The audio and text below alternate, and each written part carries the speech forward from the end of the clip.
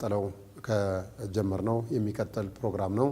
ያም ሱረቱል ቀድር የምትባለውን የሌሊቱል ቀድር ክብርን የምትገልጸው ምዕራፍ እሷን እየተነተን እያስረዳን ነበር ፕሮግራማችንን ያቋረጥ ነው። አሁንም ከዛው እንቀጥላለን። ሌሊቱል ቀድር የውሳኔ ሌሊት ትባላለች ብለናል። ሌሊቱል ቀድር እንግዲህ ሰው እንደማንም ሌሊት አድርጎ ሊያስባት ይችላል፣ ግን ትክክል አይደለም። ሌሊቱል ቀድር ማለት አላህ ሱብሓነሁ ወተዓላ የፈለገውን ሰሪ አይደለ፣ የፈለገውን ሰው ለየት ያለ ክብር፣ የፈለገውን ቀን ለየት ያለ ክብር፣ የፈለገውን ወር ለየት ያለ ክብር፣ የፈለገውን ሌሊት ለየት ያለ ክብር፣ የፈለገውን ሰዓት ለየት ያለ ክብር ይሰጣል። ከቀናቶች መካከል ጁሙዓን ለየት አድርጓል። ከወራቶች መካከል ዙልሂጃን ረመዳንን ለየት አድርጓል።